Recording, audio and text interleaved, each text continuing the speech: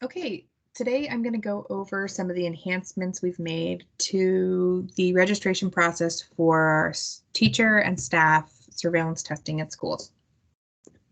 So right now I'm showing you the login screen that many of you have used to log in and sign up for teacher testing. We've updated the process to streamline registration that will allow you to use one URL that you can continue to return to for future testing for these private teacher events.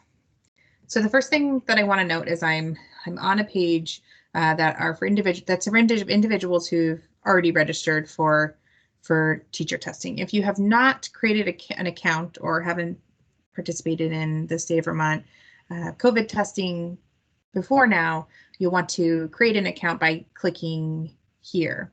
Alternatively, we'll send a link to individuals to create an account from the start if that's something that you need to do. But right now I'm going to show you how to log in and find your event for your particular school.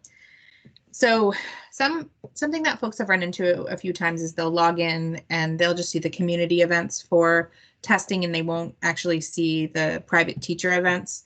What drives that is the end of the URL that you're using to register. And to make sure that we're looking at the right URL, the private URL for teacher testing events will always end in something that looks similar to this. So question mark, event ID, and then a bunch of letters and numbers. If at any point during the process you see that the URL does not have that event ID at the top, then that would indicate that somehow the website navigated away from private access and you are just looking now at the community access to testing. So what I'm going to do is sign in with my account.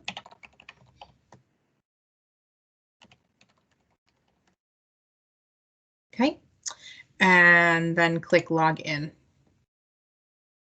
So you see that I've logged in and I continue to have that event ID up in the URL space. So this is what the typical dashboard looks like when you were log in, if you were to be logging in for or registering for teacher testing or just general testing, like this is a community site test. So what we'll do, and this follows the same process that you would have followed previously for registration with one different step. So we're going to schedule the appointment. You select the individual you're testing or that you're going to be registering for yourself and click submit. Now this is the new step, and what this is going to allow you to do is see all of the available registrations within teacher and staff surveillance testing in the next, for my case, date range of 14 days. I typically leave it at 14 days just as it looks out, far enough for me to find my particular event. You're going to select the county that your school district is in. Now, I know that some of the districts might be in multiple counties, so if you don't see it in the county you would expect, I would suggest you try the other one. And if it looks like it's missing, please contact us and we'll make sure that we've got everyone listed in the correct county and that you'll be able to get access to your testing. So I'm going to select a county, select search, and now I'm able to see all of the districts that are testing in the next 2 weeks for teacher testing. And I'll select the particular district. Right now, it looks like we're looking at Addison Central School District. And then from there, we'll see all of the scheduled events at each of the particular schools. If your district schedules events at specific schools, you'll see them all listed here. And you're going to select the specific school event that you want to sign up for and click select.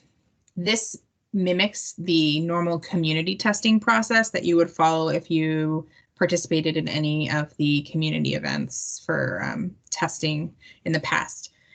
You'll notice that some of these locations have addresses, some of them just say VT. That's some of them have the addresses of a particular school or a district depending on how they first started testing. The address itself does not indicate where the testing is located. So while Addison Central School has Charles Avenue in Middlebury, the particular events are going to be at the school that you select. So Addison, I've selected Bingham Memorial School for January 20th. I then click select, and now this will look very familiar to the scheduling that you've done previously. The only difference is that you have to click next to move to your demographic, testing, questions, insurance, waiver, and scheduling appointment. But the rest is the same for creating registration that I'll move through. So select next. Then we need to answer the demographic questions. We'll move through these quickly. I'll just select the first answer actually moving forward. If it is your first, whether or not it's your first COVID test, if you're employed in healthcare, if you're symptomatic, it's going to ask for you to list the date of symptom onset. Not symptomatic or unknown, it won't ask for that date. Am I currently in residential congregate care setting? Any of these answers don't require additional answers. Pregnant, the same, no additional answers. The reason for getting testing, we're still suggesting that folks list other and then answer teacher testing or school testing, something of that nature. Insurance is not required to be provided through teacher testing. It isn't required at any of the locations that we currently provide testing through the state.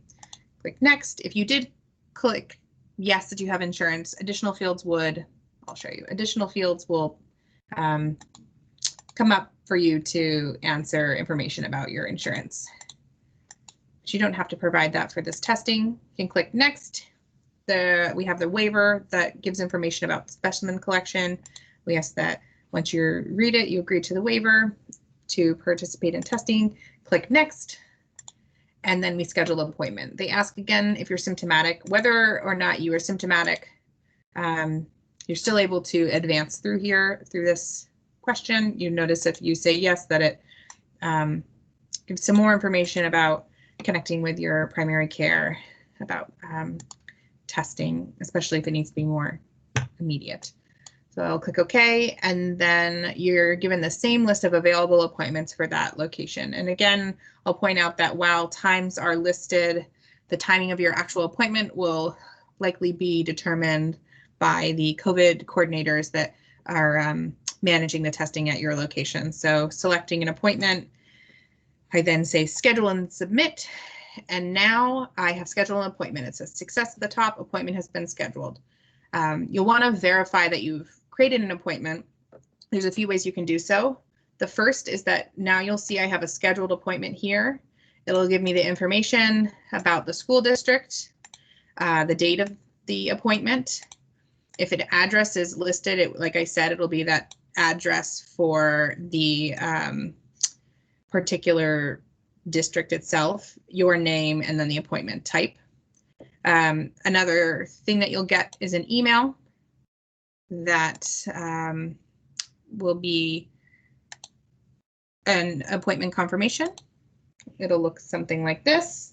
Same information here, the date you're getting tested, the district that you're testing at, and if you want to review any appointment details, you would click here. It would take you to your dashboard that we were just looking at.